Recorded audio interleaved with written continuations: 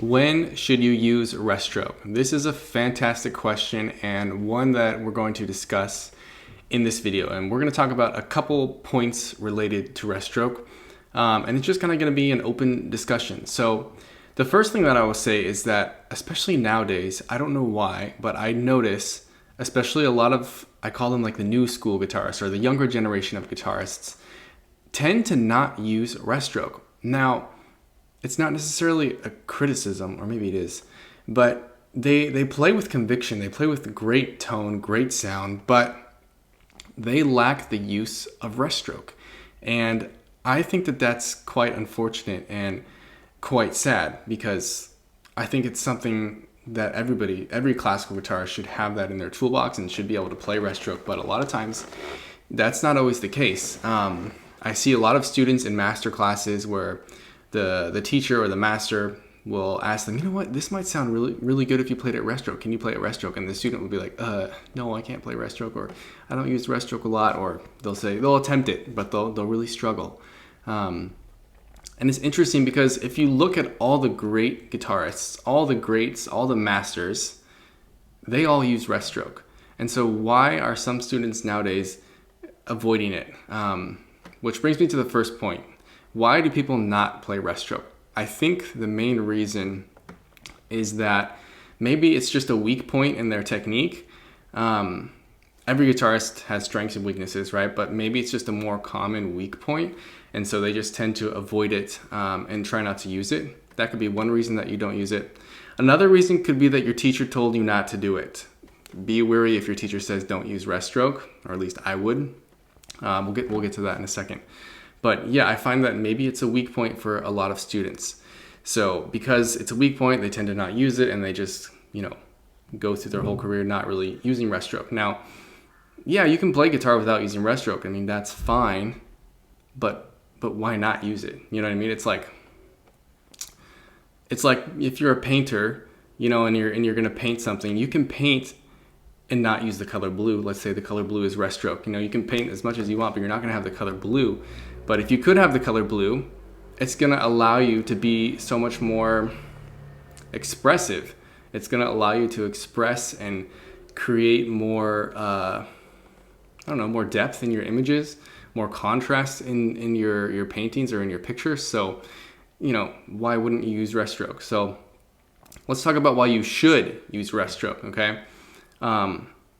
From a couple masters that I've heard, one being Manuel Barhueco, he talks about, or when I studied with him for a week in a master's degree course, he came and taught us for a week. So had classes with him for a week, and he talked about how rest stroke is a different character. It's not just a technique, but it's a character of sound.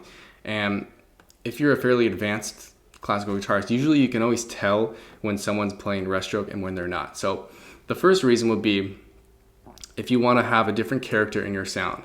Why would you want to have a different character in your sound? Well, if you use rest stroke, it can create depth, right? Sometimes you can play maybe something with your thumb that's free stroke, and then maybe something that's rest stroke on top with your melody, so it really sends out the melody. You create this depth in your sound. Another reason, an obvious one, is just projection. Rest strokes tend to be louder, and so if you want to project a line, that would be a reason that you can use rest stroke. Also, depending on the style of music that you're playing, you might decide to use rest stroke or to not use rest stroke. Let's say Spanish music, Spanish classical guitar music, right? For the most part, if you have a scale in Spanish music, depends on the context, but for the most part, I think it sounds great if you play a rest stroke. On the other hand, if you're playing, let's say, Renaissance music, they don't really use rest stroke because we're trying to imitate the lute a lot of times. Or like a Renaissance guitar or something.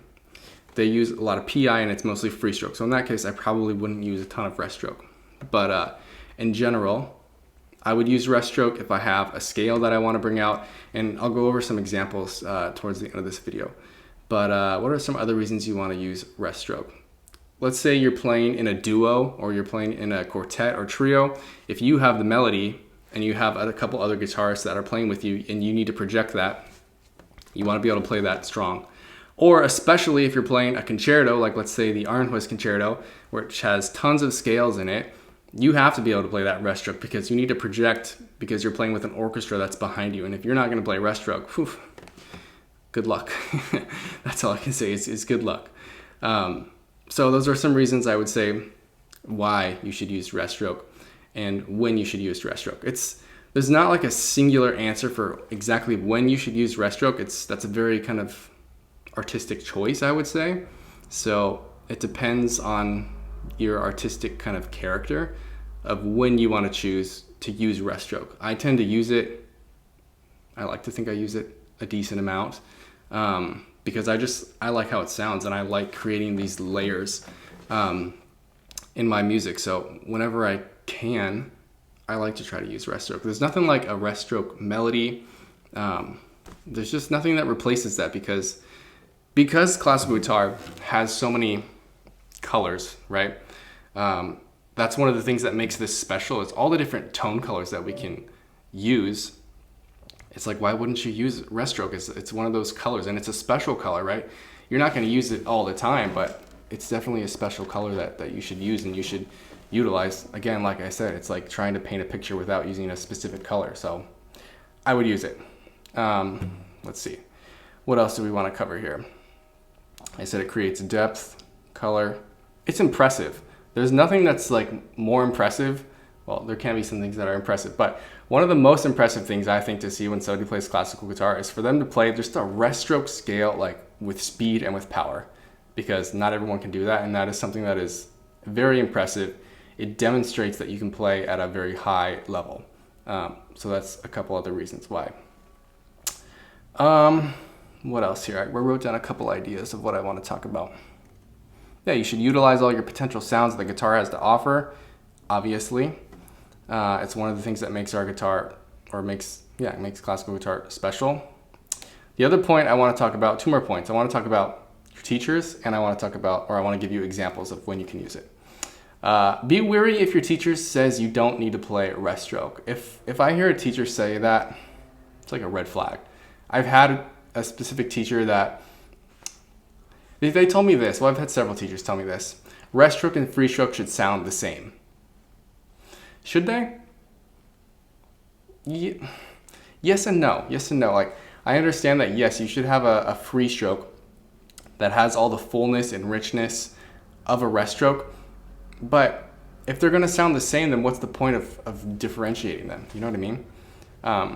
I once had a teacher that was telling me, yeah, like rest stroke and free stroke should sound exactly the same. And here, let's do a test. And he said, close your eyes. So I closed my eyes in the lesson. He's like, okay, I'm going to play a note. And I want you to tell me if it's rest stroke or free stroke because you're not going to be able to know the difference. I'm like, okay. So I close my eyes and like, can you play the first note? Boom. And I'm like, sounds like a free stroke. And I got it right. And then he's like, okay. He's like, try this one. Boom. I'm like, oh, it sounds like a rest stroke. And I got it right again. So, okay, then the third time, I think I don't know if he was a little unhappy that I got it right. The third time was good. I couldn't tell exactly which one it was the third time. And then I was like, I don't know, free stroke. And then he's like, you got it wrong, see? But I was like, yeah, but I got it right the first two times. So it's just something to be, wary of if your teacher doesn't tell you to use rest stroke. Like I said, I would say use rest stroke because all the masters and all the greats use it. So let's go over a couple examples of how you can use rest stroke and when you might want to use rest stroke. One thing that I like,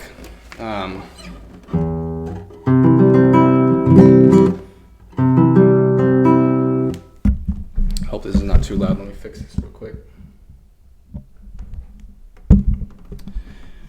Okay, so here's an example. When I studied with Andrew York, he was a big rest stroke guy, but not in the way that you think. He was a big rest stroke thumb guy, which I think is something that's really cool and not a ton of people do. So for example, in one of his pieces, this, okay, let me play it first without rest stroke. Well, listen to the bass line.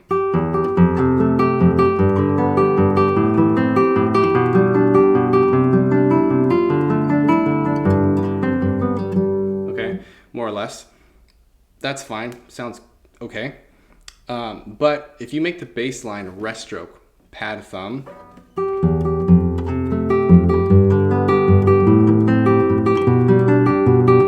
suddenly my bass line, it sounds like a real bassist. Boom, boom, boom, boom, right? right? It's like filling up this empty space that wasn't there before. And I'm treating that voice differently than I'm treating the higher voice, which I like to think creates depth. So, whoops. Listen again.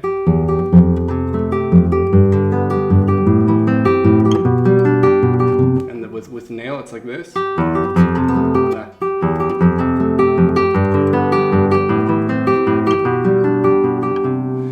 So they're just different, you know. I like the rest stroke sound.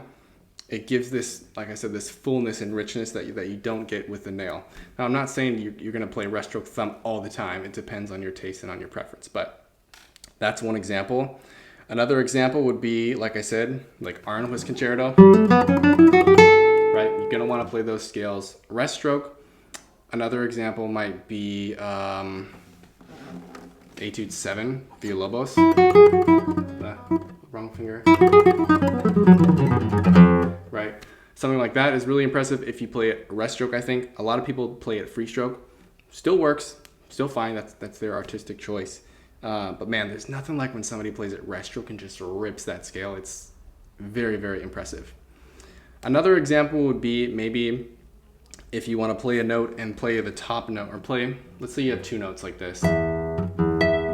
But I'm going to play the bass this time, free stroke, and then the top note rest stroke, right? Versus